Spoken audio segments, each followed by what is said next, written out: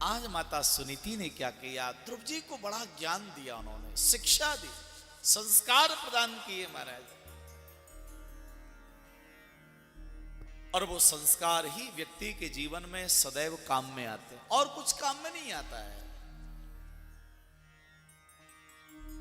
धन का संग्रह भी व्यय हो जाता है, सब कुछ महाराज धीरे धीरे जा सकता है, लेकिन जो आपके जीवन में गुण है, संस्कार हैं, वो हर पल आपके साथ में रहते हैं।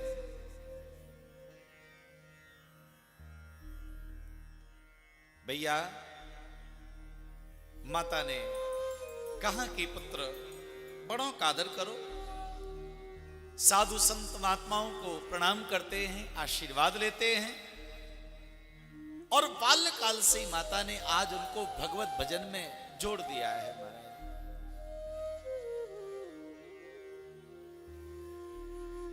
और बालक जो होता है ना, वो महाराज एक तरह से कुमार की मिट्टी के समान है।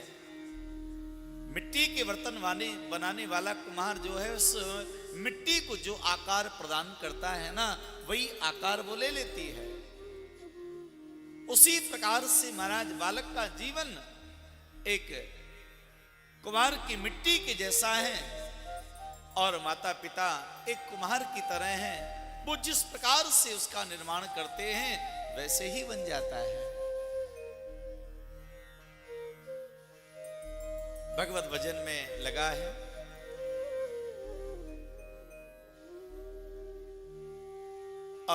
अभिवादन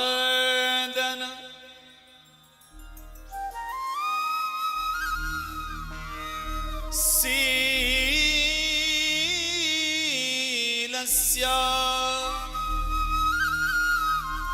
नित्यं वृद्धोपसेविना चत्वारि तस्य वर्धन्ते। भैया इस अगर शास्त्रों के अनुसार हम विचार करें तो एक स्त्री को तो अपने पति के ही चरणों का स्पर्श ही करना चाहिए। उसके अलावा तो महाराज झुकर के प्रणाम करें, पृथ्वी का स्पर्श करें, अपितु सबको ही महाराज प्रणाम करने की यहां पर पद्धति है। पुत्र पिता को प्रणाम कर सकता है, अपनी पति को स्पर्श करके प्रणाम कर सकती है। इसके अतिरिक्त हमें दूर से प्रणाम करना चाहिए। ये हमारे यहां सनातन धर्म की महाराज ये पद्धति बताई है।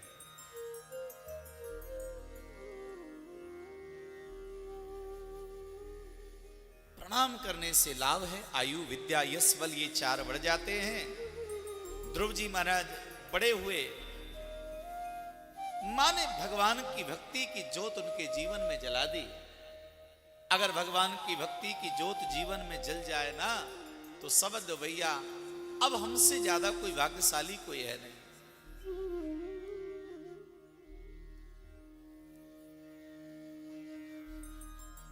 एक दिन ध्रुव जी जो है अपने पिताजी के पास में गए, और वहां पर देखा कि सौतेली माता का पुत्र उत्तम गोद में बैठा हुआ है।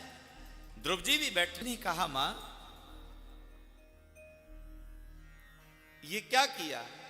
तो कह दिया पिता की गोद में बैठने के लिए तुम्हें भगवान की तपस्या करनी पड़ेगी, और भगवान प्रसन्न हो जाए तो ये वरदान मांगना पड़ेगा कि मेरे गर्भ से जन्म लेकर के आओ, तब पिता की गोद और इस गद्दी पर तुम बैठ पाओगे।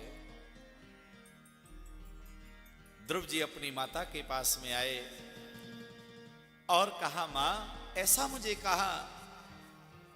उसी समय माता सुनीति ने कहा पुत्र हमारे मानव जीवन का सबसे बड़ा धर्म भी है और सबसे बड़ा लक्ष्य भी है। तो कहा मां अब मैं शिक्षण जाऊंगा। भैया 5 वर्ष की आयु है ध्रुव जी महाराज की, लेकिन संकल्प इतना दिव्य है महाराज कि ध्रुव जी महाराज आज अपनी मां को प्रणाम करके और कहा कि मां अब मैं भगवान के दर्शन करने के लिए अवश्य ही जाऊंगा महाराज।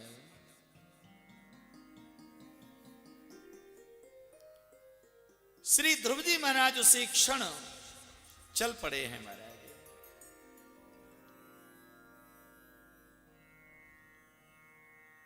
आप विचार करिएगा, कल्पना करिएगा, हमारे 5 वर्ष की आयु है इस बालक की, और मां ने कह दिया कि इस परमात्मा को तुम्हें प्राप्त करना है। उस कामना के साथ में आज ध्रुव जी जा रहे हैं महाराज।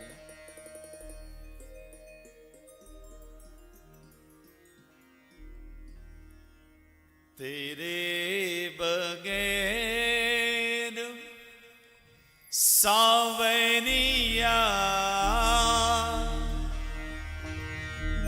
जिया नहीं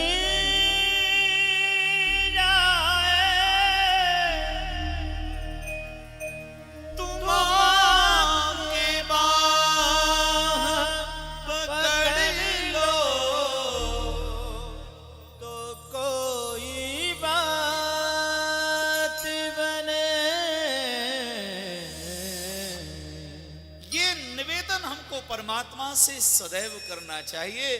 हम प्रभु आपके बिना नहीं रह सकते। भैया वो ध्रुव जी भगवान को ढूंढने के लिए आज चले जा रहे हैं।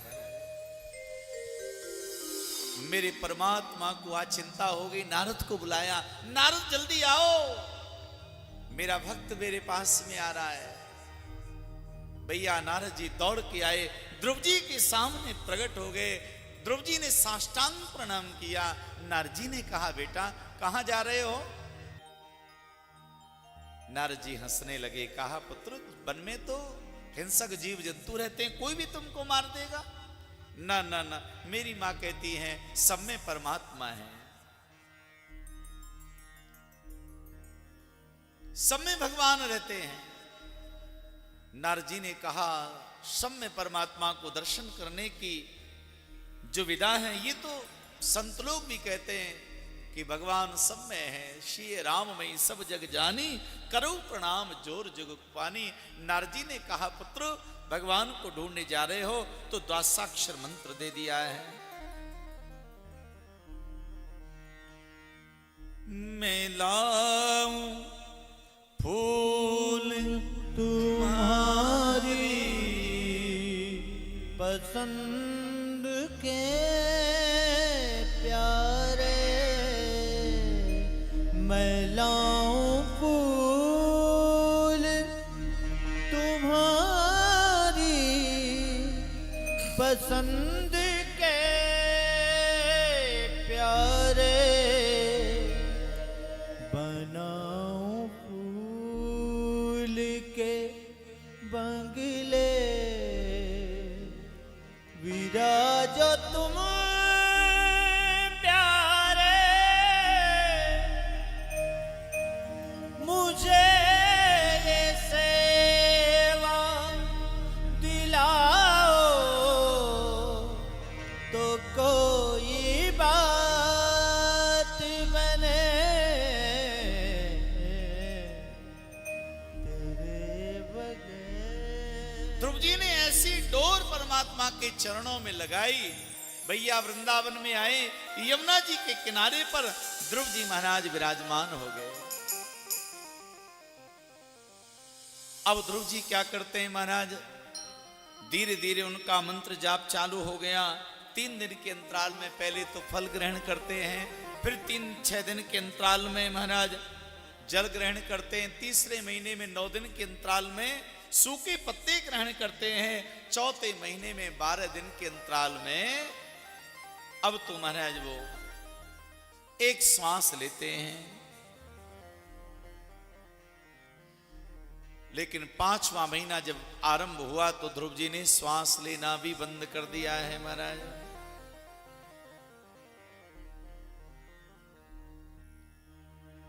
देवता सब भयभीत हो गए, भगवान के पास में गए। दैवं विदामो भगवान प्राण रोधम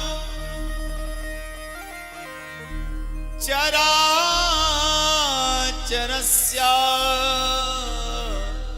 खिल सत्वधाम्ना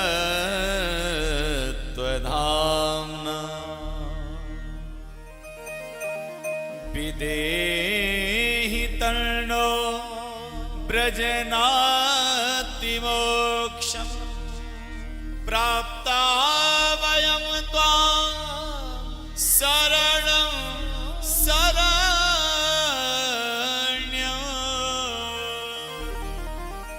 प्राप्ता वयं त्वां शरणं शरण्यं।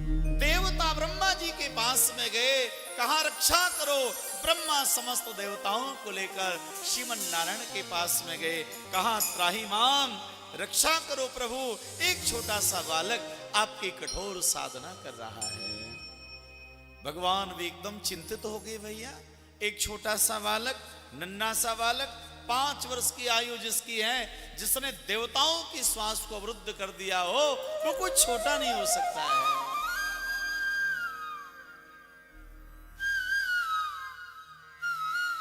उसको छोटा कहना अपराध है।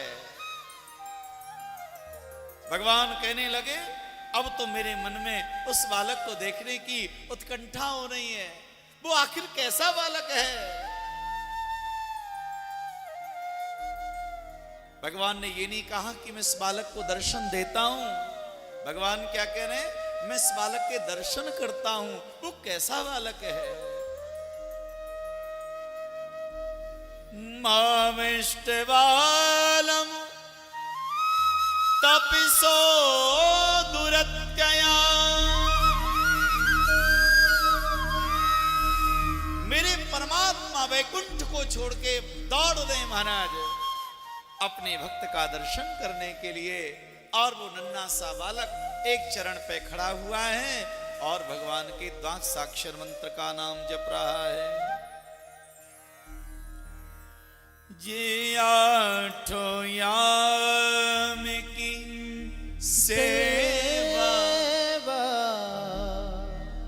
करूं तिहारी मैं, ये 8 याम की सेवा करूं तुम्हारी मैं। कहे गोविंद में मैं गाऊं तू मेरी शान को, तुम भी साथ में गाओ तो कोई बात बने। तेरे बगैर सवरिया। जो ध्रुव जी ने भगवान से ऋण विनय किया, मेरे वैकुंठनाथ द्वारिकानाथ ध्रुव जी के सामने प्रकट हो गए। भक्तवत्सल भगवान की जय हो।